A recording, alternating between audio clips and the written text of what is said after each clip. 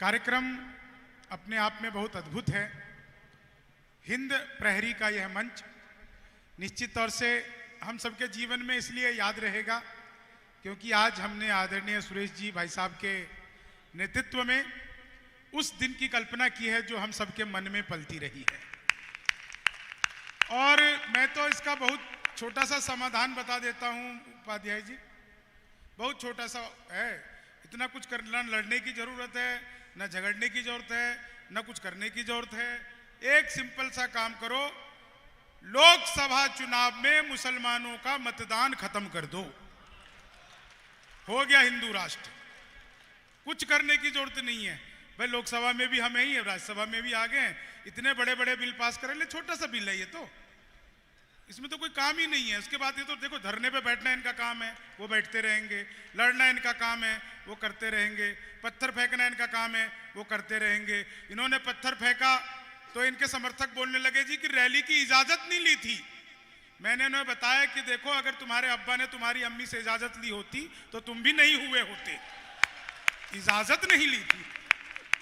सबकी अपनी अपनी बात है। मैं तो हास्य का कवि हूं, बहुत बढ़िया। और एक चीज मैं कहकर और फिर मैं समय आपका बहुत ज्यादा नहीं खर्च करूंगा। आदरणीय हरिओम पवार जी तक यह कवि सम्मेलन पहुंचेगा। हम सब कवि उनको सुनने के लिए ही बैठे हैं। लेकिन एक विशेष बात जो मैं कहना चाहता हूं इस मंच से कि इंदौर पूरे भारत में मैं जहां कहीं भी जाता हूं, मैं मूल रूप से माजी सर, मैं मूल रूप से बिहार का रहने वाला हूं। वहां शराब बंद हो गई तो मैं दिल्ली रहने लगा।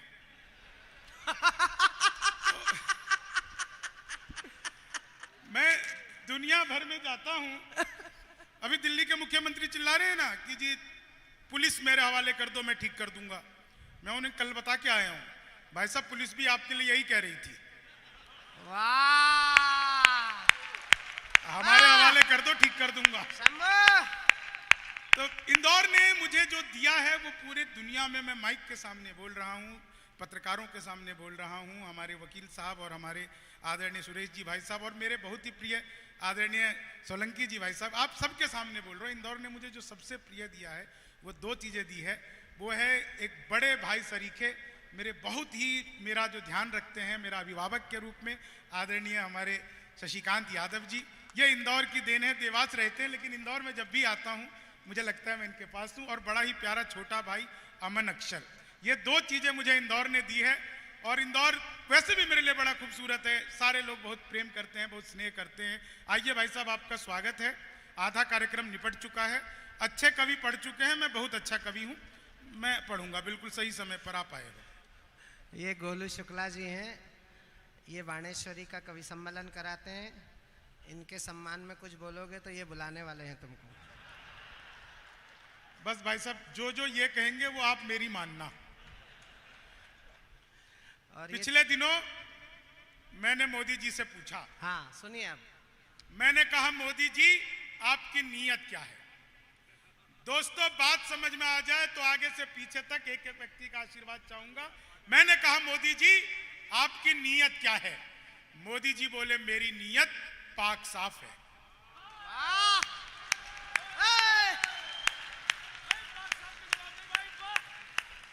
उसी पाक साफ छवि के नीयत के अंतर्गत पिछले दिनों गलती से एक मिसाइल पाकिस्तान की तरफ छूटी थी। और अगली पंक्ति पे मैं जानता हूं आप सबके हाथ लहरा उठेंगे। एक व्यक्ति मिला, बोला यार ये मोदी जब से आया है देश 500 साल पीछे चला गया। मैंने कहा योगी को आने दे, त्रेता युग में ले जाएगा।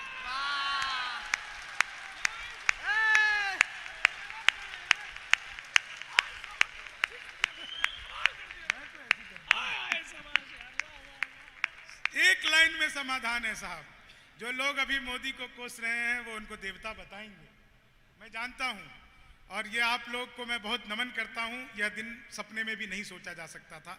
मांझी जी मैं आपको प्रणाम करता हूं, इस मंच से, इस माइक से प्रणाम करता हूं क्योंकि बंगाल में मेरी खुद की बड़ी बहन रहती है, सब कभी जानते हैं। मैं जब भी बंगाल जाता हूं उन्हीं के घर पे रुकता हूं। वहां पे जो दुर्दशा हिंदुओं के साथ में हुई है वो सब, उसके बावजूद आप इतना कुछ कर पा रहे हैं, आप सचमुच प्रणम्य हैं। आपको प्रणाम करता हूं। आप जैसे 150 लोग भी बंगाल में और हो जाए तो पूरा का पूरा बंगाल जो है वास्तव में भारत का बंगाल हो जाए, सिरमौर हो जाए, जहाँ से ज्ञान की गंगा बहती थी, जहाँ से कलाओं का निर्माण होता था। बंगाल को हम ज्ञान के रूप में जानते थे, कलाओं के रूप में जानते थे, लेखकों के रूप में जानते थे, नेताजी सुभाष चंद्र बोस के रूप में जानते थे। आज वो दीदी का बन गया है। खैर कोई नहीं, मैं 4 लाइनें आपको सुनाता हूँ, आप लोग आनंद लीजिए। मैं हास्य बैंक का कवि हूँ और पिछले 5 साल बाद एक दोस्त मिला भाई साहब, बोला यार मेरे पास ऑडी है, मर्सिडीज है, BMW है, तेरे पास क्या है? मैंने कहा मेरे पास बुलडोजर है। अब वो यूपी से होता हुआ MP में भी आ गया है। हमारे चेहरों पे खुशी तो उस दिन झलक गई थी जिस दिन दिल्ली में भी बुलडोजर चल रहा था। लोग क्या बोलते हैं क्या नहीं बोलते हैं, मैं इस पर बिल्कुल ध्यान नहीं देता हूं। जो हो रहा होता है उस पर ध्यान देना चाहिए। और ये बहुत अच्छा हो रहा था। विवेकानंद की बात की मेरे बड़े भाई गौरव चौहान ने, बहुत बढ़िया कविता सुनाई। JNU में स्वामी विवेकानंद की मूर्ति के नीचे लोगों ने अपशब्द लिख दिए। मैंने उसी दिन टिप्पणी की, मैंने कहा सुनो, JNU के तुम जैसे पढ़े लिखे लोगों से वो अनपढ़ ट्रक ड्राइवर ज्यादा अच्छे हैं जो अपने ट्रक के पीछे मेरा भारत महान लिखवाते हैं। वाह!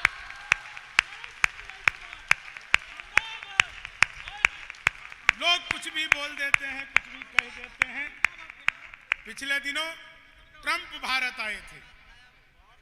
ट्रंप भारत आए थे, आप सबको याद होगा, वो नमस्ते ट्रंप करने आए थे ना। बाद में उनसे अमेरिका ने नमस्ते कर ली। लोगों ने तरह तरह की सलाह दी। एक सलाह मैंने दी, आपको अश्विनी जी सलाह पे आनंद आ जाए तो आप लोग बस जुड़ जाइएगा। समय बहुत सीमित है, मैं बहुत कम समय आप लोगों का लूंगा, लेकिन आप सबको आनंद आ जाए। स्वागत। ट्रंप आए थे भाई साहब, मैं आपको बहुत सुनता हूँ यूट्यूब पे और बहुत आनंद आता है, सचमुच फॉलो करता हूँ आपको। मैं बहुत कम लोगों को फॉलो करता हूँ। कई बार तो पिछले दिनों कल भाई साहब वो था ना विश्व पुस्तक दिवस, तो वो एक आदमी ने किताब लिखी, नींद आने के 100 तरीके। मैंने पहली लाइन ही पढ़ी थी कि नींद आ गई। मैंने कहा किताब सार्थक हो गई। लेकिन 4 लाइन सुनिएगा। लोगों ने ट्रंप को तरह तरह की सलाह दी। एक सलाह मैंने दी ट्रंप को। सलाह पे आप सबका आनंद। अपनी हास्य यात्रा शुरू करता हूं और पूरे मंच को, पूरे इस सभागार को धन्यवाद देता हूं, क्योंकि मेरे लिए यह दिन भीतर से बहुत ज्यादा उत्साहित करने वाला है। स्वागत। मैं सुनाता हूं 4 लाइनें। ट्रंप को लोगों ने तरह तरह की सलाह दी, मैंने सलाह दी। स्वागत। कि लालू से मिलो वो तुम्हें बिहारी न कर दे, लालू से मिलो वो तुम्हें बिहारी न कर दे, जनता तुम्हें यहाँ की भिखारी न कर दे। उत्तर प्रदेश जाना ट्रंप सोच समझ कर, योगी जी तुम्हें ट्रंप से तिवारी न कर दे, योगी जी तुम्हें ट्रंप से तिवारी न कर दे। तुम तोड़ो वादा और हम निभाते रहेंगे, नाराजगी ऐसे भी हम जताते रहेंगे। जब तक नहीं आते हैं 15 लाख खाते में, तब तक तुम्हें मोदी जी हम जिताते रहेंगे, तब तक तुम्हें मोदी जी हम जिताते रहेंगे। ख्वाबों में तेरे रंग कोई पिंक नहीं है और पास तेरे अपनी कोई थिंक नहीं है। राहुल को लगी ठंड तो मोदी ने ये कहा, आधार से रजाई तेरी लिंक नहीं है, आधार से रजाई। पिछले दिनों किसान आंदोलन हुआ, लोगों ने किसानों को खूब बहकाया भड़काया। सोनिया जी माइक पर आ गई, बोली किसान भाई जो आपकी फसल नष्ट हो गई है आपको मुआवजा मिलना चाहिए, आपकी फसल नष्ट हो गई है आपको मुआवजा मिलना चाहिए। इतना सुनना था कि मध्य प्रदेश के 5 किसान इकट्ठा हुए, 500 रुपए जोड़े और 2500 रुपए लेकर सोनिया जी के पास पहुंच गए। बोले ये मुझे क्यों दे रहे हो? बोले मैडम फसल तो आपकी भी नष्ट हो गई है, मुआवजा तो आपका भी बनता है। तो आदमी देखिए एक एक लाइन में मैं चीजों को निपटा देता हूं, लेकिन 4 लाइन सुनिएगा आप लोग। बहुत सचमुच बहुत ही अद्भुत मंच है। अशोक जी जैन साहब, भाई साहब का भी बहुत बहुत धन्यवाद। पारस जी भाई साहब के बहुत बहुत आभार कि इतना बढ़िया आप लोगों ने मंच सजाया है। ये 4 लाइन सुनिए, आप लोगों को आनंद आ जाएगा इन 4 लाइनों में। मैं पिछले दिनों एक गीत मेरा बहुत ज्यादा वायरल हुआ था जब उत्तर प्रदेश का चुनाव था। लोग कहते हैं उपाध्याय जी कि कवि को निष्पक्ष होना चाहिए, लोग ऐसा कहते हैं। मैं उन्हें एक ही बात कहता हूं कि हाँ ठीक है, बिल्कुल निष्पक्ष होना चाहिए, लेकिन फिर कवि सम्मेलन की श्रृंखला जो है वो पहले राजस्थान में हो, हम वहाँ पे निष्पक्षता दिखाएंगे, फिर छत्तीसगढ़ में हो, हम वहाँ पे निष्पक्षता दिखाएंगे, फिर केरल में हो, फिर हम वहाँ पे निष्पक्षता दिखाएंगे। आप जो है हमें अलग अलग जगह पे, आप क्यों चाहते हो कि मध्य प्रदेश में खड़ा होकर कोई व्यक्ति निष्पक्षता की बात करेगा? और जो लोग निष्पक्षता की बात करते हैं, क्या वो लोग नोटा पे बटन दबा के आते हैं? बटन तो वो भी अपनी पसंद पे दबा करके आते हैं। और आज की तारीख निष्पक्ष रहने का बिल्कुल नहीं है। मैं 4 लाइनें आपको सुनाता हूं। देश की पीड़ा को कई बार मैं हास्य में गा देता हूं, आप लोगों को आनंद आ जाएगा इन 4 लाइनों पर। और समय की क्योंकि सीमाएं हैं, समय की अपनी मर्यादाएं हैं, मैंने उत्तर प्रदेश के लिए बहुत कुछ लिखा, उसमें से 4 लाइनें। अभी पाकिस्तान की हालत बहुत खराब। स्वागत भाई साहब, पाकिस्तान की हालत बहुत ही खराब है। लोगों ने तरह तरह की सलाह दी है प्रधानमंत्री को, मैंने एक सलाह दी पाकिस्तान को 4 लाइनों में। है डूबती नैया इसे पतवार बना लो, है डूबती नैया इसे पतवार बना लो, तलवार में थोड़ी सी और धार बना लो। मोदी जी है मौका कि अमित शाह को भेजो, और पाक में भी एनडीए सरकार बना लो, और पाक में भी एनडीए सरकार। और देखिए एक व्यंग देखिए, आप सबके लिए एक कामना करता हूं। पिछले दिनों आप सबको याद है ना, मोदी जी आए थे 8 नवंबर को। भाइयों और बहनों, आज रात 12 बजे के बाद 1000 और 500 के पुराने नोट लीगल टेंडर नहीं रहेंगे। इतना सुनते ही पति बड़ा खुश। उसे आज भी उम्मीद है मोदी जी किस दिन रात को 8 बजे आएंगे। मित्रों, आज रात 12 बजे के बाद आपकी पुरानी शादियां लीगल टेंडर नहीं रहेंगी। कितने खुश हो रहे हो भोले भाले पुरुषों? मत भूलो वो नरेंद्र मोदी है, 1000 रुपए का लेके 2000 का लौटाया था। आप 40 साल की जमा करवाने जाओ, 80 साल की थमा देंगे, बीबी लेके जाओगे, दादी लेके लौटोगे। अपना तो देश ही अद्भुत है। मैं तो वैसे भी बिहार का रहने वाला हूं, यहां पर आया मुझे बहुत बिहार के लोग मिले। इसमें हम बिहारियों की कोई गलती नहीं, सारा का सारा कसूर आप लोगों का। बड़े बड़े पंडाल लगाते हो, कीर्तन मंडली बुलवाते हो, फिर भजन करवाते हो, राधे राधे जपो चले आएंगे बिहारी, राधे राधे जपो चले आएंगे बिहारी। अब कलयुग में वो बिहारी तो आ नहीं सकते, हमें ट्रेनों में ठुस ठुस कर आना पड़ता है। मैं तो इलेक्ट्रॉनिक शॉप पे गया, मैंने पूछा भैया ये टीवी कितने का दे रहे हो? बोले जी हम बिहारियों को टीवी नहीं देते। मैंने कहा तुझे कैसे पता लगा? बोले निकल यहाँ से। अगले दिन मैं सूट बूट हैट नकली मूछें। मैंने कहा ये टीवी कितने का दे रहे हो? बोला तुझे कल भी मना किया था। अगले दिन मैं बुर्का ओढ़ के चला गया। मैंने कहा भैया ये टीवी कितने का दे रहे हो? बोला भाई साहब आपको 2 दिन से मना कर रहा हूँ, हम बिहारियों को टीवी नहीं देते। मैंने कहा ठीक है मत दे, लेकिन ये बता तुझे पता कैसे लगती मैं बिहारी हूँ? तो उसने जो बात बताई आप लोगों तक पहुंच जाए, मैंने कहा मत दे, लेकिन ये बता तुझे पता कैसे लगती मैं बिहारी हूं? बोला बेटा जिसे तू टीवी कह रहा है वो माइक्रोवेव है। ये माइक्रोवेव को टीवी बताने का कॉन्फिडेंस जो बिहार लेके आया। दुनिया में सबसे ज्यादा ईमानदार नेता अगर कहीं के होते हैं तो हमारे बिहार के आदरणीय लालू प्रसाद यादव। जिस जेल का उद्घाटन किया खुद उसमें बंद रहे, ये होती उद्घाटन की जिम्मेदारी। मैंने तो उसी दिन कहा था यार इनसे किसी दिन शमशान घाट का करवा लो। सही आदमी से सही काम लेना चाहिए। आप सारे लोग हंस रहे हैं, लेकिन हम लोगों की आदत थोड़ी तालियों की पड़ गई है। आप लोग एक बार जोरदार तालियां बजा दीजिए। पिछले दिनों वो मोदी जी ने शुरू कर दिया था डिजिटल इंडिया। मैंने अखबार में विज्ञापन देखा, सुरेश जी भाई साहब घर बैठे मिठाई मंगवाइए। मैंने कहा ये पिज्जा बर्गर तो खूब मंगाया, मिठाई कैसे मंगवाएंगे? तो मैंने अखबार में दिए हुए नंबर पर कॉल किया, उधर से डिजिटल इंडिया शुरू हो गया। बोले नमस्कार, अग्रवाल स्वीट कॉर्नर पर आपका हार्दिक स्वागत है।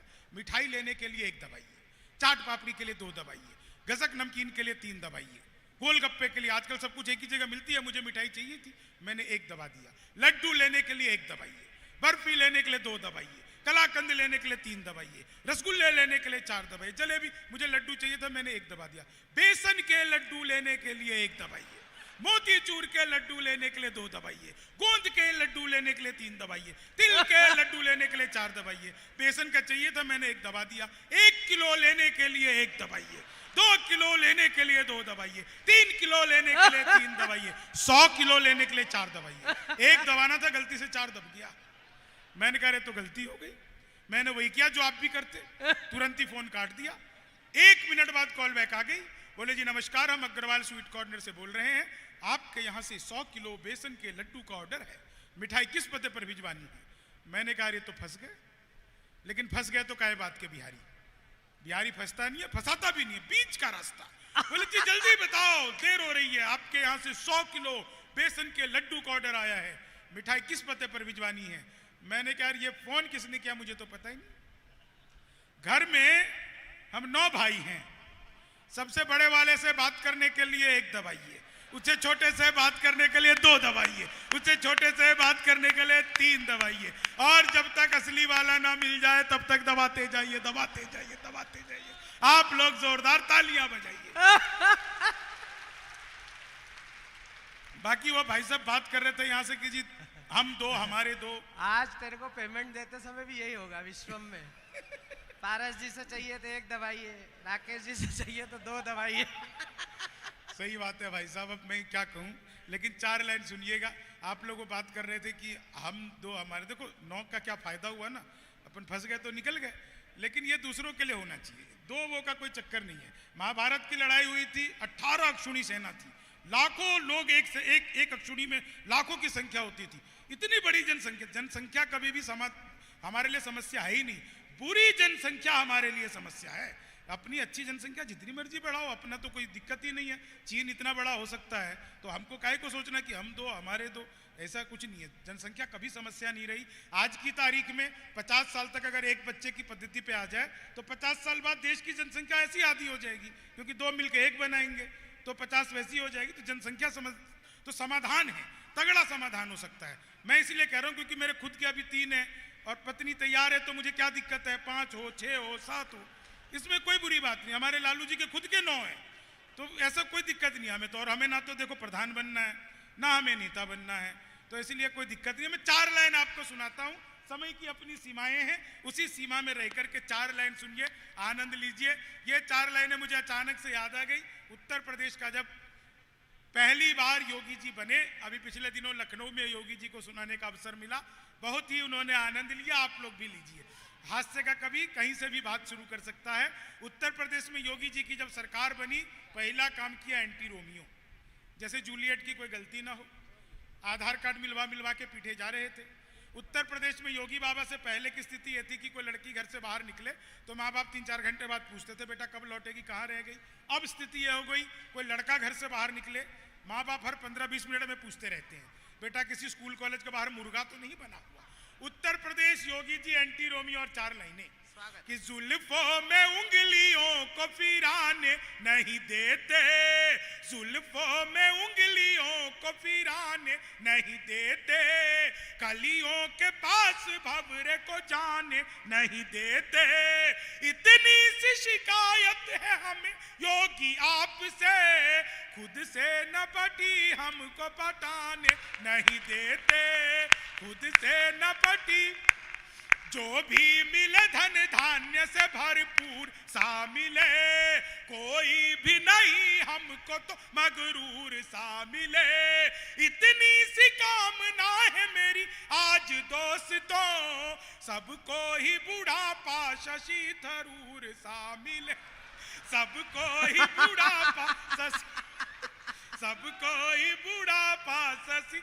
किस्मत की, लोग कह रहे पेट्रोल महंगा हो गया, डीजल महंगा हो गया, किस्मत की लकीरों को खुद ही चूम लीजिए और साथ अपने पूरा ही हुजूम लीजिए।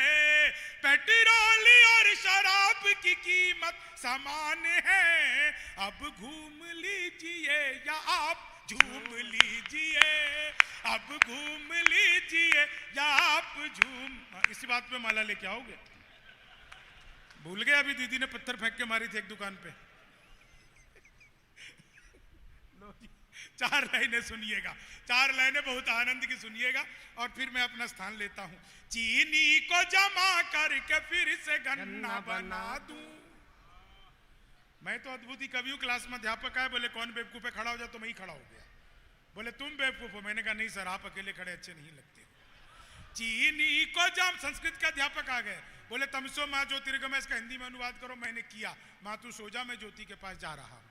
चीनी को जमा करके फिर से, वो संस्कृत के अध्यापक फिर आगे बोले सर्वे भवन्तु सुखिना, इसका अर्थ बताओ।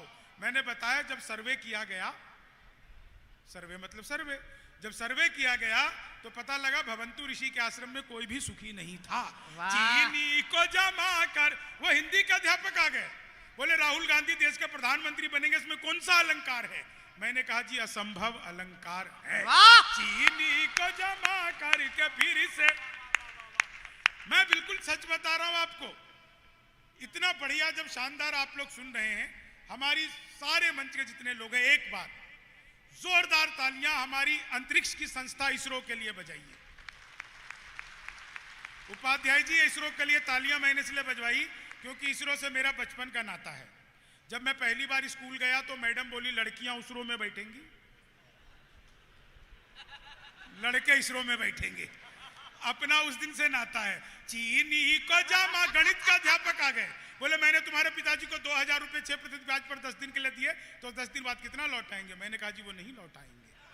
बोले क्यों, तुम्हारे पिताजी गणित नहीं जानते? मैंने कहा जी आप मेरे पिताजी को नहीं जानते। वाह। चीनी को जमा, आज तक एक का नहीं लौटाया।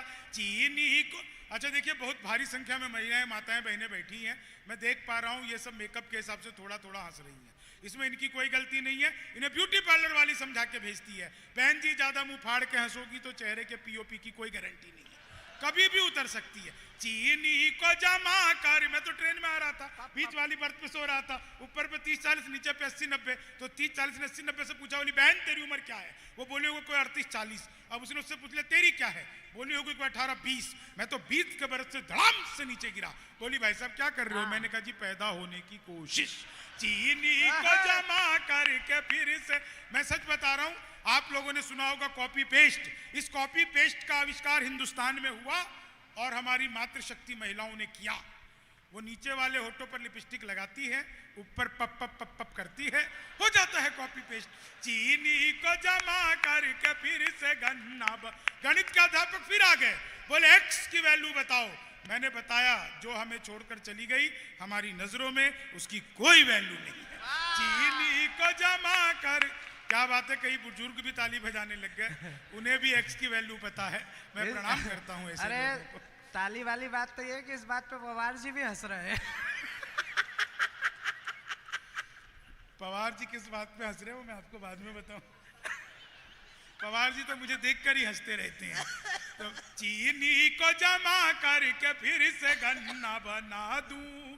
मैं 4 अंतिम लाइनें सुनाता हूं और फिर आप लोग को आदरणीय शशिकांत यादव जी, जो आज की तारीख में मध्य प्रदेश के सांस्कृतिक राजदूत बने हुए हैं, कल ही हम एक ऐसे कार्यक्रम में थे जहां पर तमाम साधु संत हम लोगों को सुन रहे थे। उस कार्यक्रम में उपाध्याय जी भाई साहब भी थे, आदरणीय चौहान साहब भी हमसे आज होकर के वहां पर आए हैं, तो उन लोग वहाँ के कार्यक्रम का भी संचालन इन्होंने किया और लाल किले जैसे बड़े कवि सम्मेलन का संचालन भी वो कर चुके हैं। तो एक बड़ा नाम आपके क्षेत्र का है, एक बार उनके लिए जोरदार तालियां बजाइए। हमारे लिए गुरूर है कि हम उनके साथ में बैठकर कविताएं कर लेते हैं। मैं 4 अंतिम लाइनें आप लोगों को सुनाता हूं कि मित्र मिले हम 4, एक बोला सुनियार, जोश के बिना तो ये जवानी सूनी सूनी है। दूजा बोला जोश से ही काम चलता नहीं है, हौसला जो ना हो तो रवानी सूनी सूनी है। तीजा बोला मैं तो बस एक बात मानता हूँ, प्यार के बिना सभी कहानी सूनी सूनी है। मैंने कहा प्यार जोश हौसला सही है, पर हंसी ना हो तो ये जिंदगानी सूनी सूनी है।